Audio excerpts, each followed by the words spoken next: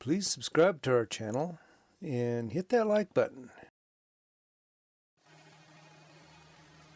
So I picked up an old LULL forklift, high reach, and I'm going to fix this up, and basically I'm going to use it where it's at to take the roof off a shed that I got there, and got to take it off because it's too high to haul down the highway.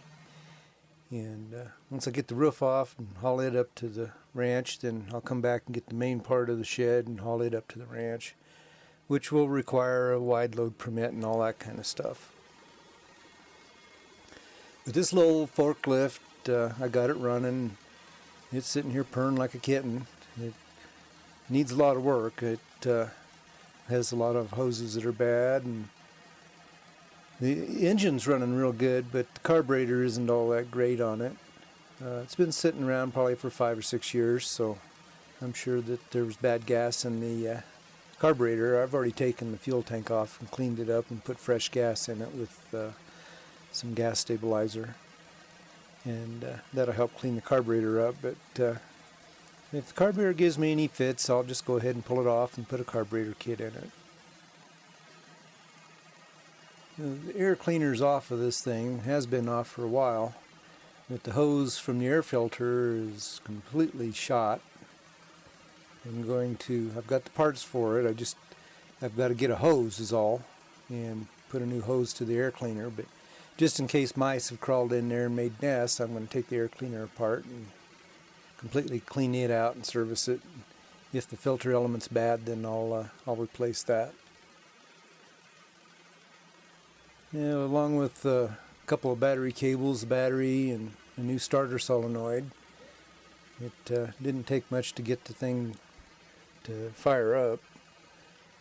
Initially, I used a little squirt of starting fluid, and she fired right off. Picked up gas and was doing a pretty good job. Yeah, I pulled the distributor cap off, and the points were closed. They weren't opening it hardly at all.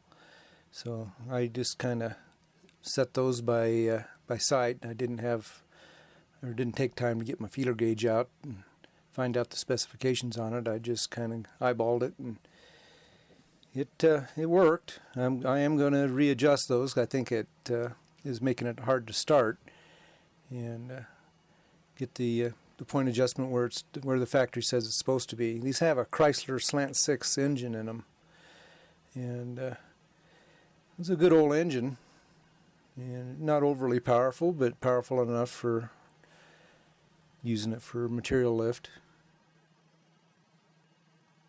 And my overall plans for this unit is it's going to go up to the cabin. We still have some materials that's got to go upstairs up there, and we've got some high areas we've got to work on, so we'll see if we can use it up there for the summer, and we'll see how it works out. I can also use it to move logs around up there to cabin as well. It's got one flat tire on it. I'm going to take one of the tires off the parts machine over there and replace that one. And the tires overall aren't in very good shape, but for what I'm going to use it for, they should work fine. Now, this thing's been running for quite a while now. It's warmed up, and it's obvious that the thermostat is working fine. It's came up to temperature and stayed there, holding an awfully good oil pressure. It's amazing how much oil pressure this thing has for as old as a machine as it is.